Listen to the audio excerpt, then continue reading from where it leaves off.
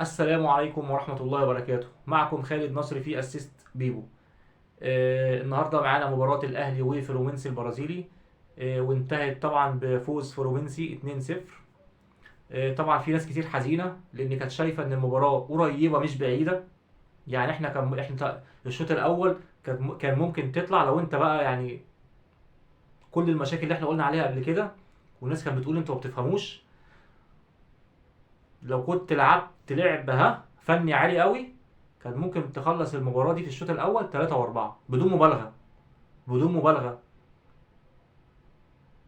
لو كان في لعيبة بتلعب بما يرضي الله، وكان في روح، وكان في اجتهاد من اللعيبة والجهاز الفني أكتر من كده، المباراة دي كانت تطلع والله الشوط الأول 3 و4. مش ببالغ. مش ببالغ. 3 و4، لكن في بعض، مش هقول في رعونة كاملة، في بعض الرعونة من اللعيبة. في قلة اجتهاد من اللعيبة. في عدم اجتهاد من كولر. ما بيتكلمش كتير على الخط، مش بيوجه اللعيبه جوه الماتش. طبعا النهارده كانت التشكيل بدأ بالشناوي ومحمد هاني اليمين، علي معلول شمال، اتنين قلوب دفاع، ياسر ابراهيم ومحمد عبد المنعم، ثلاثة نص ملعب، مروان عطية واكرم توفيق وامام عاشور، على اليمين بيرسي تاو، على الشمال حسين الشحات، وفي الامام كهربا. تشكيل ثابت ما بيتغيرش بقاله تقريبا شهور. تاني، تشكيل ثابت ما بيتغيرش بقاله شهور ما عدا اكرم. واحنا قلنا، برضو قلت على القصه دي ان اكرم يخش نص ملعب في الدوري وفي افريقيا عشان اجهزه لكاس العالم. انت جاي تديله نص ملعب في كاس العالم؟ بقاله كتير ما لعبهاش. بقاله كتير جدا ما لعبهاش. حرام. ما علينا. الاهلي بصراحه عمل شوط اول جيد. مش جيد جدا، جيد. من حيث الروح، من حيث الوجود الهجومي. يعني الاهلي كان موجود جوه 18 فلومينسي كتير، لكن الفاعليه الهجوميه صفر. صفر. زي بقى ماتشات سموحه ويانج افريكانز وسيمبا، اللي هو ايه العقم الهجومي. الاهلي عنده عقم هجومي. والقصه ما بقتش اللمسه الاخيره، لا، اللمسه اللي قبل الاخيره. اللمسه اللي قبل الاخيره دي فيها مشكله كبيره جدا جدا جدا عند الاهلي. النهارده كان نفسي يكون احمد عبد القادر موجود. كان ممكن يبدل مع حسين الشحات شوط وشوط، او ينزل في الدقيقه 60 ولا حاجه، يكون ليه شكل. تغييرات كولر مليون علامه استفهام. هو من ماتشين في مؤتمر صحفي قال لك انا عارف انا بعمل ايه ومحدش يتكلم. والنهارده في المؤتمر الصحفي قال لك انتوا بتسالوا نفس الاسئله، والتغييرات دي انا راجل حر فيها. طيب حضرتك هتبقى كلامك مظبوط واحنا غلط لو النتيجه اتغيرت. بمعنى ان لو كهربا السيء جدا جدا من اول الماتش وانت سبته لحد الدقيقه 75، لو عمل لك حاجه يبقى كلامك صح، ما عملكش حاجه يبقى كلامنا احنا صح. هي كده. هي كده. مفيش حاجه اسمها انا عارف بعمل ايه. لا. في لعيب سيء في الملعب يطلع.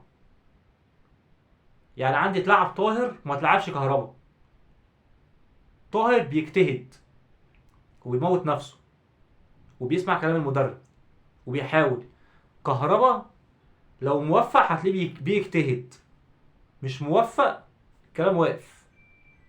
الكلام بيقف معاه خالص.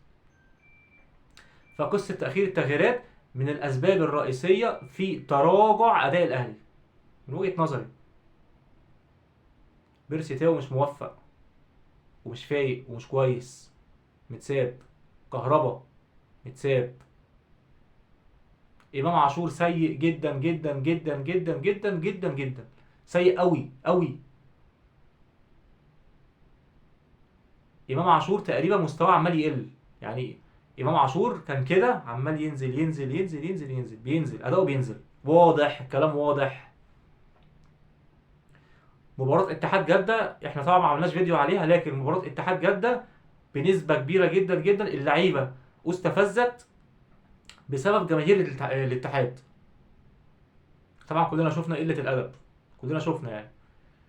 فطبعا لعيبه الاهلي استفزت بصراحه. كان ماتش عالي، لياقه، وطلعوا كل اللي عندهم في الماتش، مع ان ده مش صح.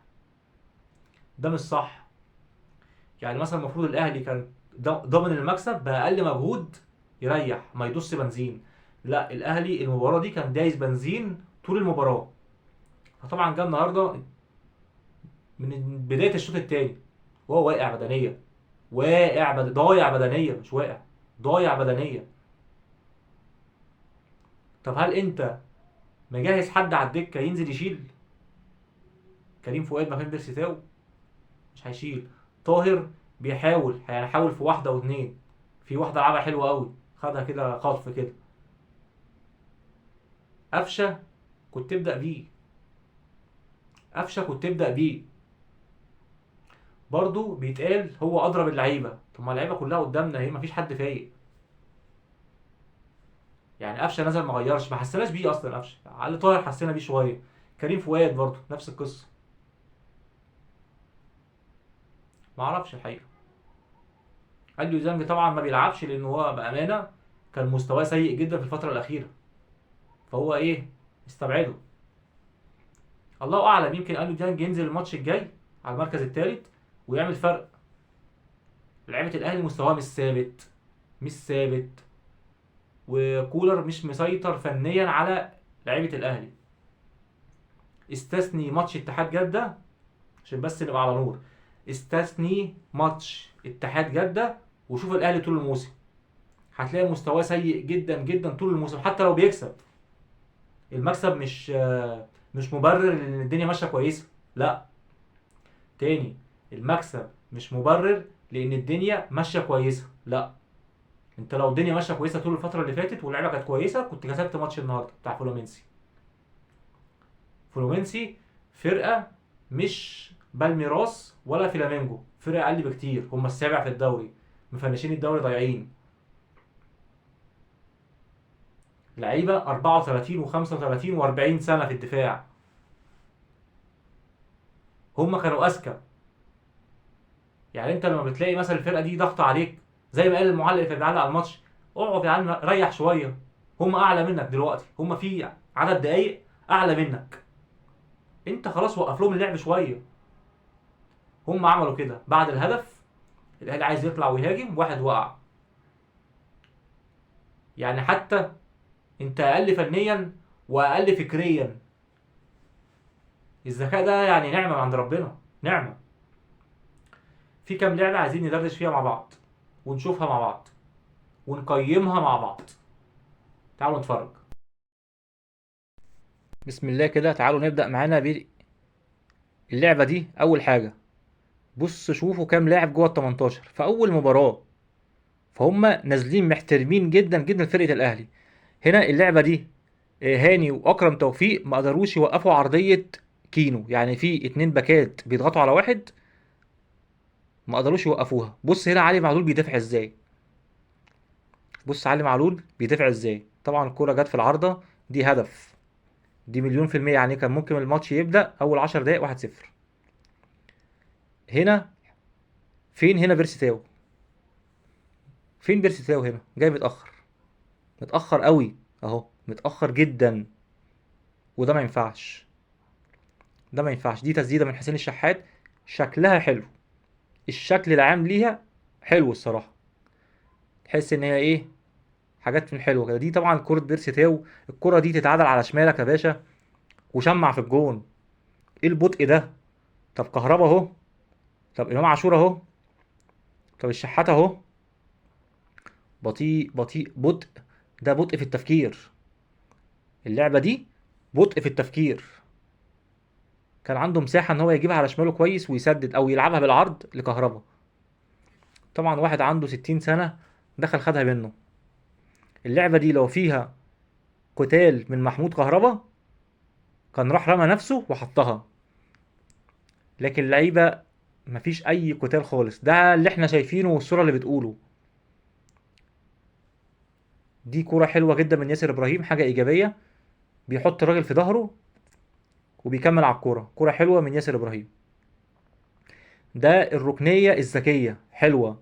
ودي مروان عطية يسأل عنها ان هو كان واقف نايم. مروان عطيه كان واقف نايم، خطف الراجل وسد التسديده حلوه قوي. سد التسديده، بصوا اهو مروان عطيه اهو واقف اهو نايم، هوبا الراجل عداه، هوبا سدد اهي، سبقه. فين بقى مروان عطيه؟ واقف نايم. دي كوره من حسين الشحات، دي لو اداها لكهربا، يعني لو تأنى فيها واداها لكهربا على شماله هتبقى احلى، لكن مفيش صبر ورؤية كويسة. اهو حنكش فيها وطلعت عرضية. هنا الشحات وامام وتاو وكهربا، طب مين مكان الشحات؟ انت قول لي، انت اللي بتتفرج قول لي. هي اتلعبت عرضية في المكان ده ومع ذلك ما كانش فيه حد. يعني الشحات هناك المفروض يكون هنا يا امام عاشور او علي معلول. بص الكرة عرضية، والله العظيم هدف، والله العظيم الكرة دي اسهل هدف يجي. بص الكرة اهي جوه 6 يارد اهي، عايز حد يخش يحط بس. دي تاني ايجابية من ياسر ابراهيم، بيعمل تاكلينج وبيخرج الكورة. دي حاجة حلوة، دي من الحاجات اللي بتعجبني في ياسر ابراهيم، بيعمل اللي عليه، بيعمل اللي عليه. دي الكورة بتاع الكهرباء، انتوا قولوا لي بقى، دقت بيه الدنيا؟ يعني انت عندك يمين وشمال، فوق وتحت، يعني يمين او شمال فوق وتحت، خلاص. طب دي بقى من بيرسي تاو تغيظ اكتر، يعني دي حطها يا عم في اي حتة في الجون، الجون كان واقع في الارض ساعتها. اهي دي بتاع الكهرباء، بص اهو من عن قرب طلع اهو. دول ايه بالنسبة لك؟ مش موجودين؟ غريبة. دي هنا بتاعت كهربا، عايز يلعبها بشماله يسدد بشماله. دي لو مهاجم، لو مهاجم محترف بجد هيشمعها بشماله في الجون. دي كرة من حسين الشحات حلوة، حلوة برضو شكلها حلو، مع ان كان هيبقى شكلها احلى وكانت ممكن تبقى هدف لو جت في الزاوية 90. العب فوق، مش لازم في الارض. يعني انت في الارض كل الحراس تجيبها، لكن فوق مش كل الحراس تجيبها. طبعا هنا مارسيلو لبس بيرسي تاو ضربة جزاء، لكن هنا كانت وقفة لعيبة الاهلي غريبة. هنا طبعا ضربة الجزاء الشناوي راح معاها، لكن لما الكورة بتتسدد صح صعب الحارس يجيبها. دي متسددة صح في زاوية، في أبعد الزاوية اليسرى وقوية. دي كورة تغيظ، دي كانت ممكن تبقى هنا 1-1، كانت دي ترجعك. نفس القصة، نفس قصة برضو كهربا، عندك هنا وهنا وهنا. لا، أنا هلعب في إيد الجون عشان أنا حلو، يعني في أي زاوية والله جون. دي بتاعت طاهر حلوة والله، لعبها حلو، يعني هي أصلا من زاوية صعبة جدا ومع ذلك لعبها. لكن طبعا ما كانش في حد يكمل من وراه، كانت جنبه طبعا كريم فؤاد. هنا الشناوي هو الشناوي، الشناوي هو الشناوي، كالعادة بيشيل انفرادات وأهداف. لعبة الهدف دي بقى فيها حاجة غريبة قوي. محمد عبد المنعم طلع خد خطوة لقدام ووقف ورفع ايده ليه؟ ليه؟ وحتى هو بيرجع لو كان عمل تاكلينج دي ما تجيش هدف. اهو هنا اهو وقف ورفع ايده هنا، طب ليه؟ وهنا كان ممكن يعمل تاكلينج عليها. مش فاهم الصراحة. هنجيبها تاني، هنجيبها تاني، عشان دي لعبة لازم نركز فيها. اهو خد خطوة لقدام محمد عبد المنعم اهو، وقف هنا، وقف بقى، وقف ما اتحركش. طبعا ياسر كان راجع، وقف بين اتنين، ومحمد عبد المنعم واقف زي ما هو اهو رفع ايده هنا. طب بترفع ايدك على ايه؟ تسلل يعني؟ ما تلعب حبيبي على الحكم. هنا بقى ياسر بين اتنين، لان علي معلول مش موجود اصلا في الكادر، علي معلول مش موجود اصلا في الكادر. فانت يا محمد عبد المنعم راجع، ادي الواحده، ادي واحده كده تاكلينج، مستكبر عليها يعني. بقت هدف. طبعا مباراة غيظ، قرارات غلط كتير من لاعبي الاهلي، تغييرات متاخره جدا. كلنا شفنا، كلنا شفنا الضغط مفيش، الضغط مفيش. الوقفه بتاعه لاعبي الاهلي بالذات في الدفاع زفت، وفي الهجوم زفتين كلنا شفنا. بس اكتر لعبه مستفزه، يعني معلش انا ما بفهمش، انتوا فهموني. ايه المغزى ان الشحات يسيب مكانه ويروح يقف جنب تاو؟ ايه المغزى؟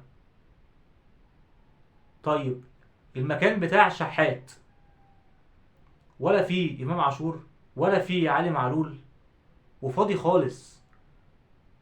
بس لا، اللي يغيظك ان اللي سايب مكانه هناك الناحيه التانيه حسين الشحات بيلعب عرضيه مسطره جميله، عايزه واحد مكان الشحات اللي هو ساب مكانه هينفخ فيها تخش جون، هيعملها كده هتخش جون. شفتوها في الفيديو دي. طب ايه المغزى؟ يعني ايه المغزى ان لعيبه الاهلي كلهم يبقوا ايه في جنب واحد والجنب التاني فاضي خالص ومحدش بيتحرك فيه؟ ايه المغزى من ده؟ معرفش. بيرسي تاو جات له واحده مليون في المية هدف الشوط التاني اللي هي بالهيد. هاتها كده هاتها كده، اي حاجه غير النص هتبقى هدف. والشوط الاول جات له واحده اللي هي على شماله دي، تباطؤ بيرسي تاو البدني عمال يبطأ يبطأ يبطأ يبطأ بيها ومش عارف يعمل ايه. مش عارف يعمل ايه. دي بشماله تتشمع او ممكن تتعرض للي جاي. فمحدش يقول لي لعيبه الاهلي عملوا اللي عليهم. اللي احنا بنشوفه ما بيقولش كده. اللي بيشوف الماتش وخلاص غير اللي بيجيب الماتش تاني ويبص عليه. اللي بيشوف الماتش وخلصت غير اللي بيجيب الماتش تاني وبيقعد يبص عليه حته حته زي ما انا بوريكم كده. لا، في مليون قرار في كل لعبه يغيرها خالص، يخليك تبقى في حته تانيه. التغييرات متاخره جدا جدا جدا جدا. الهدف التاني ده بقى اللي كارثه بامانه يعني، من محمد عبد المنعم بالذات. انت في لعبه جايه عليك، انت اخدت خطوه لقدام ووقفت ورفعت ايدك. انا مش فاهم يعني، مش فاهم قصدك ايه يعني، لانها واضح انها مش تسلل. محمد هاني تحتك بياما وكان معاه لعيب، فواضح ان هو مش تسلل، اللعبه دي مش تسلل. ايه اللي انت عملته ده؟ طبعا علي معلول مش موجود في الكادر اصلا، برضو اداء علي معلول الدفاعي كارثي كارثي. اتمنى من كولر الايام اللي جايه يدي لكريم الدبيس كتير. علي معلول اخره الموسم ده او اخر الموسم اللي جاي بالكتير. فانت ما تخليش علي معلول يلعب لاخر الموسم وتهلكه ومش هتستفاد بيه، ومخلي واحد زي كريم الدبيس ما بياخدش الفرصه ولا الخبره. هي الخبره بتيجي في الماتشات.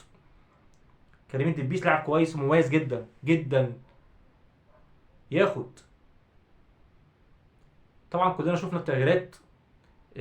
دقيقه 75 نزل قفشه وطاهر و كريم فؤاد مكان تاو يمين، وطاهر مكان كهربا، وقفشه كان مكان اكرم توفيق.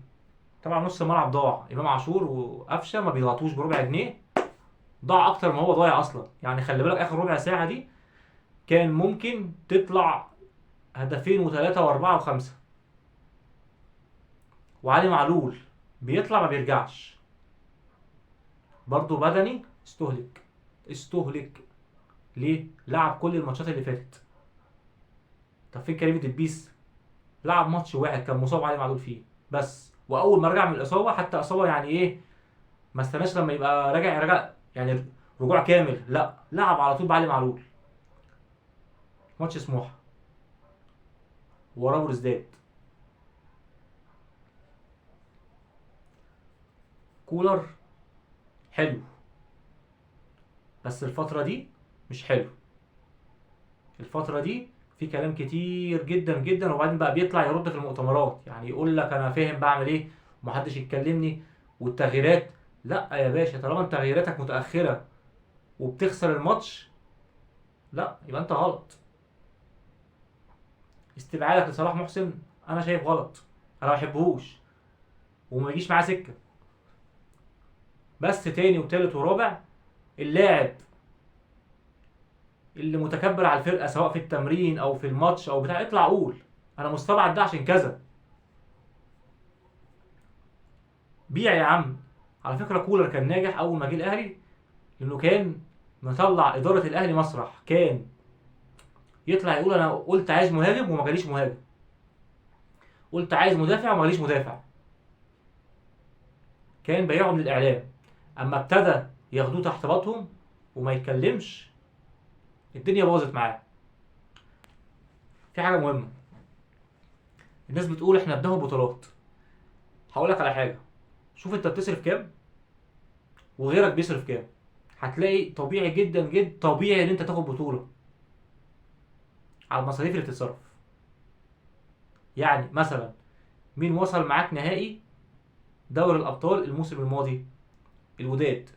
طيب شوف الوداد بيصرف كام وبيجيب لعيبه بكام والميزانيه بتاعته بكام والرواتب بتاعته بكام، وبعدين قول لي لما تلاقي مثلا الوداد مثلا الميزانيه مثلا جايب لعيبه وي وي وي، قول مثلا 100 مليون مثلا، بتلاقي الاهلي صارف 300 و400.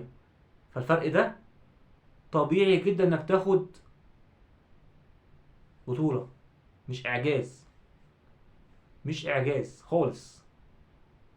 كان الانجاز بجد ان انت توصل نهائي، ده بجد يتقال لك شابوه. طيب شريحه كبيره جدا من جمهور الاهلي قالت ايه؟ بصوا اتحاد جده صارف ايه وجايب ايه ومع ذلك فزنا عليه. احنا كبار واحنا واحنا واحنا واحنا واحنا. طيب انت لما تيجي انديه بسيطه جدا بتلعبك وبتعمل اداء كويس، دي حاجه ما تزعلش الاهلاويه؟ زي يانج افريكانز بقى، زي سيمبا لما عملت معاك ماتشين جامدين جدا، دي حاجه ما تزعلش؟ تزعل طبعا. اتمنى يكون الفيديو عجبكم والدردشه دي عجبتكم. لو عجبتكم اشتركوا في القناه وفعلوا الجرس على قناه اليوتيوب. شكرا.